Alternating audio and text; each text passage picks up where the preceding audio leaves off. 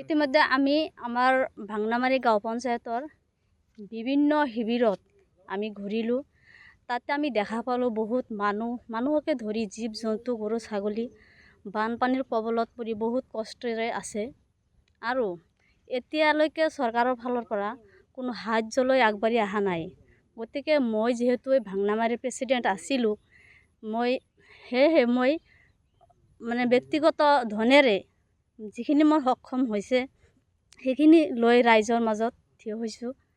এতিয়া মই এইখিনিতে অসম চৰকাৰক তথা আমাৰ মুখ্যমন্ত্ৰী হিমন্ত বিশ্ব শৰ্মাক অনুৰোধ জনাম যাতে আমাৰ এই বানপানীৰ কবলত পৰা মানুহখিনিক অলপ হ'লেও অসম চৰকাৰৰ তৰফৰ পৰা আমাৰ সহায়ৰ হাত আগবঢ়ায়।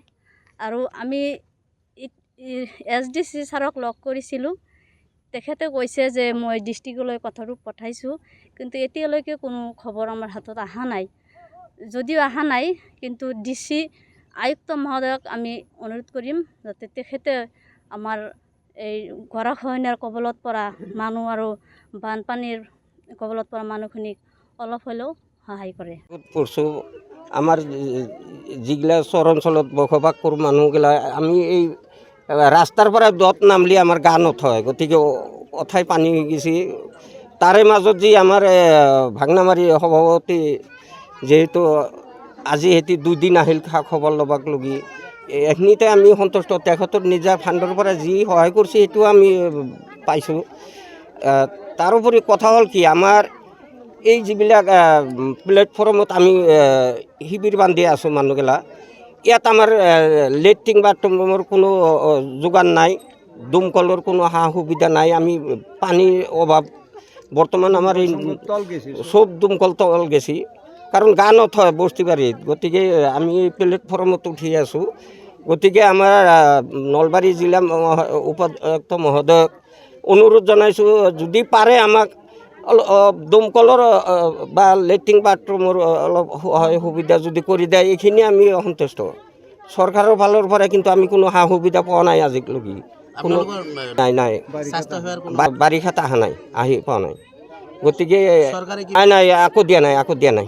মুখ্যমন্ত্ৰীকো আহ্বান জনাইছোঁ, তেখেতে যদি আমি চৰ অঞ্চলৰ মানুহ দয়া কৰি যদি তেখেতে কিবা সা সুবিধা কৰি দিয়ে, ৰিলিফ চিলিফ দিয়ে, এইখিনিয়ে আমাৰ ক'ব লগা। মুখ্যমন্ত্ৰীক মই টানিও অনুৰোধ জনাইছোঁ বা আমাৰ জিলা উপায়ুক্ত মহোদয়কো আমি টানিও অনুৰোধ জনাইছোঁ, যদি আমাক অলপ পানীৰ যোগানটো দিয়ে, তথাপিতো আমি মানুহখিনি অলপ খোৱা পানীখিনি পালেও এতিয়া এই প্ৰাকৃতিক দুৰ্যোগত বাচিব পাৰোঁ।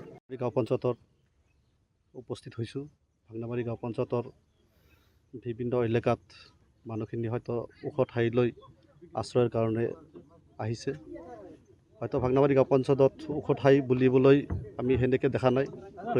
প্ৰায় ওখ ভেটিখিনি পানীৰ তলত ডুব গৈছে। হয়তো 2-4খন ওখ ভেটি আছে। গতিকে গৰু ছাগলী মানুহ আশ্ৰয়ৰ কাৰণে যিখিনি জেগাত আছে সেইখিনি হয়তো মানুহৰ কাৰণে পৰ্যাপ্ত নহয়। গতিকে গৰু ছাগলীবিলাক যেনেকৈ আছে, গৰু ছাগলীবিলাক খাদ্যৰ অভাৱত হয়তো ভুগিবলগীয়া হৈছে। গতিকে পশুধনৰ কাৰণে চৰকাৰৰ ফালৰ পৰা হয়তো আহাৰ যোগান ধৰিব বুলি মই অসম চৰকাৰক দাবী জনাইছোঁ। আৰু আমাৰ হয়তো ভাংনাবাৰীত হয়তো চৰ অঞ্চলত প্ৰায় লক্ষাধিক জনসংখ্যা থকা অঞ্চল এখনত হয়তো বানপানীয়ে যিটো হয়তো ক্ষতিগ্ৰস্ত কৰিলে, যিখিনি ক্ষতি হ'ল, তাৰ কাৰণে হয়তো চৰ অঞ্চলৰ মানুহৰ কাৰণে হয়তো অসম চৰকাৰ তথা আমাৰ মাননীয় মুখ্যমন্ত্ৰী হিমন্ত বিশ্ব শৰ্মা ডাঙৰীয়াক মই অনুৰোধ জনাওঁ, হয়তো চৰ অঞ্চলৰ গৰাখহনীয়া মানুহৰ কাৰণে হয়তো এককালীন সাহাৰ্য আৰু মানুহৰ হয়তো খোৱা পানীৰ সুব্যৱস্থা কৰাৰ কাৰণে মই অনুৰোধ জনাইছোঁ। হয়তো আমাৰ চৰ অঞ্চলত JGM আঁচনিৰ হয়তো কিছু কাম হৈছে যদিও সেই আঁচনিখিনি এতিয়ালৈ ফলপ্ৰসূ হোৱা নাই। মানুহে হয়তো অন্য আৰু বিশুদ্ধ খোৱা পানীৰ কাৰণে হাহাকাৰ কৰিব লগা হৈছে। গতিকে মই বিভাগীয় কৰ্তৃপক্ষক হয়তো বিশুদ্ধ খোৱা পানী আৰু কিছু খাদ্যৰ যোগান ধৰাৰ কাৰণে মই অসম চৰকাৰক দাবী জনাইছোঁ। ধন্যবাদ।